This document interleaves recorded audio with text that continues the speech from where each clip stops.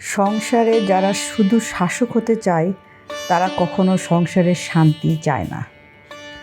সংসারে শুধুমাত্র নিজের কর্তৃত্ব বিস্তারে যারা সঙ্গীকে দিনের পর দিন মানসিক যন্ত্রণা দেয়, সঙ্গীকে অসম্মান করে, সঙ্গীর উপর খবরদারি করে, তারা আসলে দাম্পত্য জীবনটাকে বিষাক্ত করে তোলে।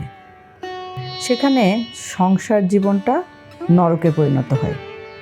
আত্মত্যাগ, সমঝোতা, প্রেম আর সেই সাথে পরস্পরের বোঝাপড়ার মাধ্যমে যেখানে দাম্পত্য জীবনকে উপভোগ্য করে তোলা যায়, সেখানে নিজের কর্তৃত্ব বিস্তারে সঙ্গীকে সর্বোচ্চ মানসিক পীড়া দিতে থাকে। আপনি যখন সঙ্গীর সাথে অর্ধাঙ্গ অর্ধাঙ্গিনী না হয়ে কেবল সংসারের শাসকের ভূমিকা পালন করবেন, তখন ধীরে ধীরে সঙ্গীর মন থেকে উঠে যাবেন।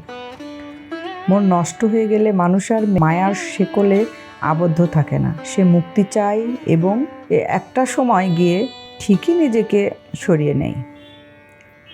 সংসার জীবন কারো কাছে আরাধনার, আবার কারো কাছে পরম যত্নের এবং গুরুত্বপূর্ণ অধ্যায়ও।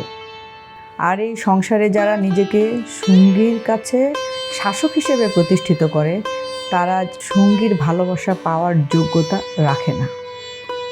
সঙ্গীকে চরম মানসিক যন্ত্রণা দিতে থাকে এবং সঙ্গীকে চরম অবহেলায় রাখে।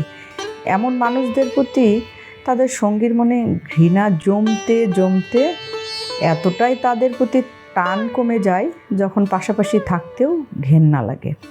একটা নির্দিষ্ট বয়সে এসে সংসারের এমন স্বৈরাচারী শাসকের সঙ্গীর গুরুত্ব ঠিকই অনুধাবন করতে পারে। যখন তারা বৃদ্ধ বয়সে এসে একদম একা হয়ে যায়। সংসার জীবন হওয়া উচিত ভালোবাসার অভয়ারণ্য, যেখানে সঙ্গী থাকবে মানসিক শান্তি রাস্তা। পৃথিবীর আর কোথাও না হোক, সঙ্গীর বুকেই মিলবে পরম শান্তি। সংসারে শাসক হয়ে নয়, বরং একজনের ব্যথায় অন্যজনের ভেতর হাহাকার জন্মাবে।